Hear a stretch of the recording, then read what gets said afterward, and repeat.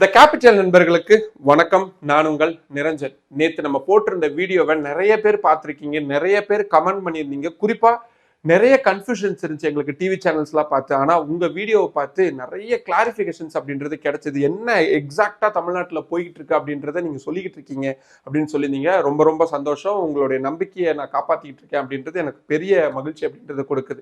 சரி, இன்னைக்கு நம்ம என்ன பார்க்க போகிறோம் அப்படின்னா, இந்த ரெண்டு திராவிட கட்சிகள் இருக்காங்கல்ல, அவங்க ரெண்டு பேரும் சேர்ந்துக்கிட்டு விஜய பயங்கரமா சுத்தல்ல விட்டுக்கிட்டு இருக்காங்க. அத சுத்தல்ல விடுறாங்கன்னு சொல்றதை விட அவருக்கு அரசியல் கத்து கொடுக்குறாங்க அப்படின்னு சொன்னா இன்னும் பொருத்தமா இருக்கும். மிக முக்கியமா தமிழ்நாடு பெரிய அளவுல எல்லாருமே எதிர்க்கக்கூடியது அப்படின்னு பார்த்தா பாரதிய ஜனதா கட்சியுடைய அந்த இந்துத்துவ எதிர்ப்பு, அதே மாதிரி காங்கிரஸ் எப்பவுமே தமிழ்நாட்டில் செய்யணும்னு விரும்பக்கூடிய அந்த மாநில சுயாட்சிக்கு எதிரான விஷயங்கள், இந்த இரண்டு தேசிய கட்சிகளுக்கு எதிரான ஒரு மிகப்பெரிய நிலைப்பாட்டை விஜய் அவர்கள் எடுக்கணும் அப்படின்றத இந்த இரண்டு திராவிட கட்சிகளுமே எதிர்க்கிறாங்க. அதை டைரக்டா சொல்லாம கொஞ்சம் ஹார்ஷா அடிச்சு சொல்லி கொடுப்பாங்களா, அந்த மாதிரி சொல்லி கொடுத்துட்டு இருக்கிறாங்க அப்படின்றது தான் எனக்கு கிடைக்கக்கூடிய இன்ஃபர்மேஷன்ஸா இருக்கு. அதை பத்தி தான் இந்த வீடியோல நம்ம இன்னைக்கு ரொம்ப டீட்டெயில்டா பார்க்க போறோம். அதுக்கு முன்னாடி நம்ம சேனல் இன்னும் நிறைய பேர் சப்ஸ்கிரைப் பண்ணாம பார்த்துக்கிட்டு இருக்கீங்க. உங்களுக்கே தெரியும், உங்களுடைய ஆதரவை நம்பி மட்டும்தான் டெல்லியில இருந்து இயங்கக்கூடிய முதல் தமிழ் யூடியூப் சேனலை நடத்திட்டு இருக்கேன்.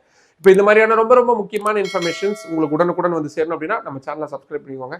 வாங்க இப்போ வீடியோக்குள்ள போகலாம். நேற்று வீடியோல நம்ம ரொம்ப தெளிவா சொல்லியிருந்தோம், அதிமுக திமுக கூட்டணி அப்படின்றதெல்லாம் அமையாது, அவங்க சேர்ந்து ஆட்சியில அமைக்க போறது இல்ல, மாறா அதிமுகவை காப்பாற்றக்கூடிய வேலைகளை திமுக செஞ்சுக்கிட்டு இருக்காங்க. குறிப்பா எடப்பாடி பழனிசாமி அவர்களுக்கு திமுக தலைவர் மு.க. ஸ்டாலின் அவர்கள் உங்களுடைய சட்டமன்ற உறுப்பினர்களை பாதுகாத்துக்கோங்க அப்படின்ற ஒரு விஷயத்த சொல்லியிருந்தாரு. நீங்க நல்லா கவனிச்சிருந்தீங்கன்னா தெரியும், அதிமுகவுடைய சட்டமன்ற உறுப்பினர்கள் ஒரு 15-16 பேர் வந்து முதல்ல தனியா பிரிஞ்சு பாண்டிச்சேரிக்கு போய் ஸ்டே பண்ணியிருந்தாங்க. அதுக்கப்புறம் இந்த முன்னாள் முதல்வர் ஸ்டாலின் கூட பேச்சு இதெல்லாம் நடந்ததுக்கு அப்புறமா இம்மீடியட்டா எடப்பாடி பழனிசாமியும் பாண்டிச்சேரி போறாரு. அங்க எம்எல்ஏக்கள் கூட்டம் அப்படின்றது நடத்தப்பட்டு ஒரு மாதிரியான செட்டில்மெண்ட் அப்படின்றது அவங்களுக்குள்ள ஆயிருக்கு அப்படின்றத பார்க்க முடியுது. இப்போ இதுக்கப்புறமா என்ன நடக்க போகுது அப்படின்னு பார்த்தா, விஜய் அவர்கள்கிட்ட இருந்து திமுக ஒரு முக்கியமான விஷயத்தை எதிர்பார்க்கிறாங்க. என்னது? பாரதிய ஜனதா கட்சிக்கு எதிரான அவருடைய தீர்க்கமான நிலைப்பாடு, அதே மாதிரி ஆளுநருக்கு எதிரான அவருடைய தீர்க்கமான நிலைப்பாடு. ஏன்னா தமிழக வெற்றி கழகத்துடைய அந்த தேர்தல் வாக்குறுதிகள்லயே மிக முக்கியமான அந்த 14வது பாயிண்ட் நினைக்கிறேன், எனக்கு அது சரியா ஞாபகம் இல்லை. ஆனா ஆளுநர் பதவியை நாங்கள் பரிசீலனை செய்வோம், அதாவது ஆளுநர் பதவியை நாங்கள் இல்லாம ஆக்குவோம் அப்படின்றதுதான் விஜய் அவர்களுடைய வாக்குறுதியாகவும் இருக்கு. கிட்டத்தட்ட இதே வாக்குறுதி தான் அண்ணா காலத்துல இருந்து அதிமுக திமுக இரண்டு கட்சிகளுக்கிட்டுமே இருக்கக்கூடிய மிக முக்கியமான கொள்கைகள்ல ஒன்னா இருக்கு. இப்போ அந்த முடிவை விஜய் தீர்க்கமா எடுக்கணும் அப்படின்றத திமுக எதிர்பார்க்கிறாங்க. நான் இப்படி சொன்னேன்னா உங்களுக்கு வந்து நீங்க ஏதோ ஒன்று சொல்றீங்க அப்படின்னு உங்களுக்கு தோணும்.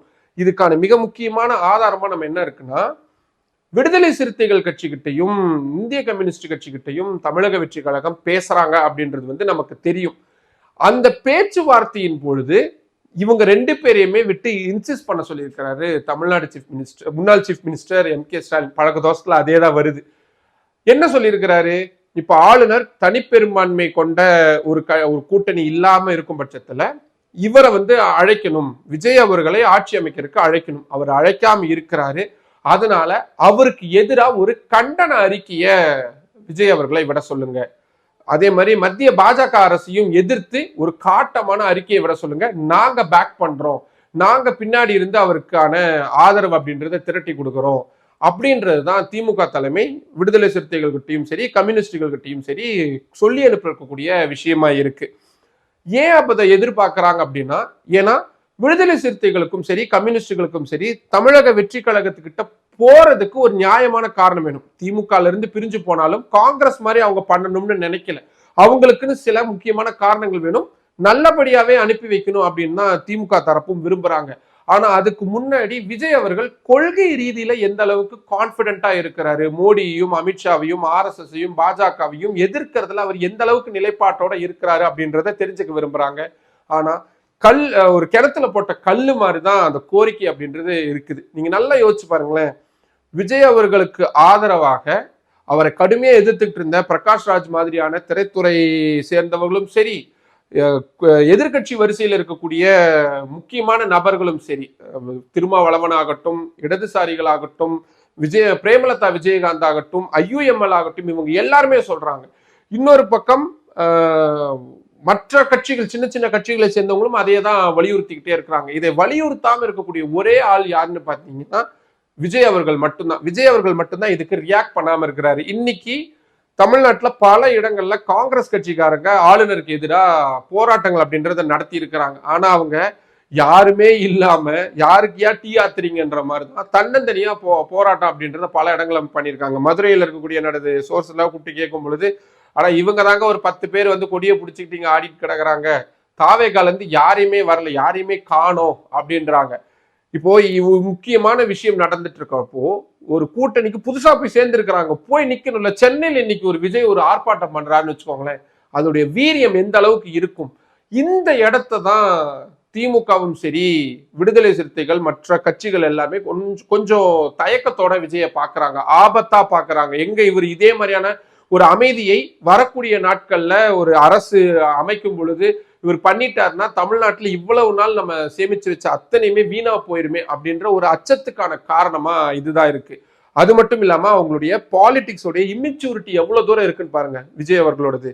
இப்ப விடுதலை சிறுத்தைகளுக்கு அவங்க அழைப்பு விடுத்துட்டு இருக்காங்கல்ல, அதை வாட்ஸ்அப்ல தான் அனுப்பிச்சிருக்காங்க. இதை நான் சொல்லல, சிந்தனை செல்வன், விடுதலை சிறுத்தைகளுடைய துணை பொதுச் செயலாளர் சிந்தனை செல்வன் அதை ஒரு அறிக்கையாவே சொல்லி இருக்கிறாரு. என்ன இது வாட்ஸ்அப்ல தான், ஏன் நேர்ல வந்து பேசுறதுல உங்களுக்கு என்ன பிரச்சனை, நேர்ல வந்து பேசுனா எல்லாமே இணக்கமா போயிருமே, ஒரு சுமூகமா போயிருமே அப்படின்னு. ரொம்ப நியாயமான பதில். விஜய் அவர்கள் இன்னும் முதல்வரெல்லாம் ஆகல, அவர் இப்போதைக்கு ஒரு சட்டமன்ற உறுப்பினர் தான், பெரிய நடிகரா இருக்கலாம், கூட்டணிக்கு தேவைப்படுது, ஏன் இறங்கி வர மாட்டாரா? மக்கள் கிட்ட தான் போக மாட்டேன்றாங்க, அட்லீஸ்ட் ஆட்சி அதிகாரம் வேணும் அப்படின்னும் பொழுது விடுதலை நீங்க கேட்க தானே செய்றீங்க. நீங்க கேட்காம இருந்தீங்கன்னா கூட பரவாயில்ல, ஏன் விஜய் திருமாவளவர்களுடைய அலுவலகத்துக்கு போறதுல என்ன தயக்கம் இருக்க போகுது, இல்லாட்டி கம்யூனிஸ்ட் கட்சிகளுடைய அலுவலகங்களுக்கு விஜய் போறதுக்கு என்ன தயக்கம் இருக்க போகுது? போய் நேர்ல பார்த்தாங்கன்னா எவ்வளவு சுமூகமா இருக்கும். சிடிஆர் நிர்மல்குமாரை அனுப்பி வைக்கக்கூடிய விஜய் அவரே நேர்ல போனார்னா எவ்வளவு அப்போ இவர் எதுக்குமே வெளியவே வரமாட்டாரு, அந்த வீட்டை விட்டு வெளியவே வரமாட்டாரு அப்படின்ற ஒரு சூழல் நிலவும் பொழுது கூட்டணி கட்சிகளுக்கு எப்படி ஒரு தைரியம் வரும், எப்படி ஒரு சாட்டிஸ்பாக்சன் வரும்? இவர் கூட இருந்தா ஆட்சி நல்லா நடக்கும் அப்படின்ற ஒரு நம்பிக்கை எப்படி வரும்? ஏன்னா அவரை பத்தி யாருக்குமே எதுவுமே தெரியாது. அவருக்கு இவ்வளவு நாள் ஒரு க்ளோஸ் டோர்லயே இருந்தவர். அவரை நேர்ல பார்த்து பேசும் பொழுதுதான் அவருடைய மனநிலையை. காங்கிரஸை நம்ம இதுல கணக்குல எடுத்துக்கூடாது. அவங்களுக்கு ஒரு 2 மந்திரி பதவி கிடைச்சா போதும், ஜஸ்ட் லைக் தட்னு போய்கிட்டே இருப்பாங்க. அவங்களையும் விடுதலை சிறுத்தைகளையும் கம்யூனிஸ்டுகளையும் நம்ம ஒப்பிட்டு பார்க்கவே முடியாது. இப்போ விஜய் அவர்கள் இதை பண்ணாம இருக்கிறாங்கல்ல, இதை பண்ண வைக்க வேண்டிய வேலைகளை தான் அதிமுக திமுக தொடர்ச்சியா பண்ணிக்கிட்டே இருக்காங்க. என்னன்னு, நாங்க 2 பேர் சேர்ந்துருவோம், உஷாராகு, நாங்க 2 பேர் கை கோத்துட்டோம்னா உனக்கு வாய்ப்பு இல்லாம போயிடும், போய் இறங்கி மக்களோட போய் பேசு, நீ போய் கூட்டணி கட்சிகளோட பண்ணு, பாலிடிக்ஸ் பண்ணு, அரசியல்வாதியா வந்தாச்சு அரசியல் பண்ண பழகு அப்படின்றத அவங்க கொஞ்சம் ஹார்ஷா இந்த மாதிரியான விஷயங்கள்லாம் சொல்லி கொடுத்துக்கிட்டு இருக்கிறாங்க. ஏன் இதை உறுதியா சொல்றோம்னா, இப்ப இந்த விஷயங்கள்லாம் நடந்துகிட்டு இருக்கிறப்போ நேத்து வரைக்கும் என்ன சொல்லிக்கிட்டு இருந்தாங்க, நேத்து TKS இளங்கோவன் அந்த திமுகவுடைய சட்டமன்ற உறுப்பினர்கள் ஆலோசனை கூட்டம் முடிஞ்சதுக்கு அப்புறமா என்ன சொல்றாரு, திமுக அதிமுக கூட்டணி தேவைப்பட்டால் நாங்க அமைக்கலாம், முன்னாள் முதல்வர் MK ஸ்டாலின் சொல்றாருன்னா, எங்க தலைவர் சொல்றாருன்னா நாங்க ஏத்துக்குவோம் அப்படின்னு அவங்க சொன்னாங்க. இன்னைக்கு அவர் அப்படியே மாத்தி என்ன சொல்றாரு, நாங்க 2 பேரும் கொள்கை அளவுல பயங்கர வேறுபாடு கொண்டவங்க, நாங்க சேரவே முடியாது அப்படின்னு. சரி, TKS இளங்கோவன் தான் சொல்றாருன்னு பார்த்தா கனிமொழி அவர்கள் இன்னொரு ஸ்டாண்ட் எடுத்து அவங்களும் கிளியர் பண்ணிட்டாங்க.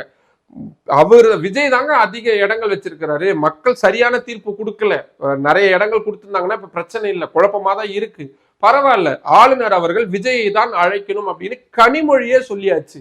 சிஎம் ஏற்கனவே அதை தான் சொல்லிக்கிட்டே இருக்கிறார், நாங்க ஒரு பொறுப்பான எதிர்கட்சியா செயல்படுவோம்னு. இப்போ விஜய் அவர்கள் இப்படி செயல்படாத ஒரு நபரா இருக்கிறார் அப்படின்றதுனால இந்த 2 கட்சிகளுக்குமே ஒரு பயம் வந்துருச்சு. ஐயோ, இவ்வளவு நாள் நம்ம கட்டி காத்த தமிழ்நாடு என்ன ஆக போகுது, மக்கள் என்ன ஆவாங்க, இன்னைக்கு +2 ரிசல்ட் வந்திருக்கு, இனி இதுக்கப்புறமா நீட் போகும், அதுக்கப்புறமா கவுன்சிலிங் இருக்கு, எத்தனையோ வேலைகள் அப்படின்றது இருக்கு. இவர் வாயே திறக்காம மக்கள் கிட்ட வெளியே வராம எதுவுமே, அவர் மட்டும் இருந்தா பரவாயில்ல, அவருக்கு மொத்த கட்சியும் அப்படிதான் இருக்கிறாங்க, வெறும் இன்ஸ்டாகிராம்ல மட்டுமே களமாடிக்கிட்டு இருந்தாங்கன்னா எங்க போய் இது எங்க முடியும் அப்படின்ற ஒரு அச்சம் இந்த 2 திராவிட கட்சிகள் டீம் இருக்கு. அதனாலதான் அவங்க போட்டு புஷ் பண்ணிக்கிட்டே இருக்கிறாங்க. நம்ம இந்த வீடியோ பார்த்துட்டு இருக்கிற நேரம் ஒருவேளை கூட்டணி அறிவிப்புகள்லாம் வந்திருக்கலாம். ஆனா இதைத்தான் இனி வரக்கூடிய, ஒருவேளை விஜய் முதல்வரா வராரு அப்படின்னா அடுத்த 5 ஆண்டுகளுக்கு இந்த 2 கட்சிகளும் இந்த அரசியலை பழக்கக்கூடிய வேலைகளை கொஞ்சம் ஹார்ஷாவே தாவேகாவுக்கும் விஜய்க்கும் சொல்லி கொடுத்துக்கிட்டே இருக்க போறாங்க அப்படின்றதுதான் நம்ம இந்த ஒட்டுமொத்த சினாரியால வந்து புரிஞ்சுக்க வேண்டியதா இருக்கு. நிறைய அதிரடி மாற்றங்கள் அப்படின்றது வந்துகிட்டு இருக்கு. பாஜக உற்று நோக்கிக்கிட்டே இருக்காங்க என்ன நடக்க போகுது அப்படின்றத. ரொம்ப சுவாரஸ்யமான களமா தான் இருக்கு. இப்போ திமுக அதிமுக சேர்ந்து செய்யறது விஜய் அவர்களுக்கு நன்மையில போய் முடியும்னு நினைக்கிறீங்களா, இல்ல அவர் ஒரு மாதிரி பதற்றப்பட வச்சு அவரை தவறான வழியில கொண்டு போறதுக்கு இவங்க 2 பேர் திட்டமிடுறாங்கன்னு உங்களுக்கு தோணுதா? உங்களுக்கு எது தோணுனாலும் அதை கீழே கமெண்ட் பாக்ஸ்ல சொல்லுங்க. மற்றும் ஒரு வீடியோவில் சந்திக்கலாம்.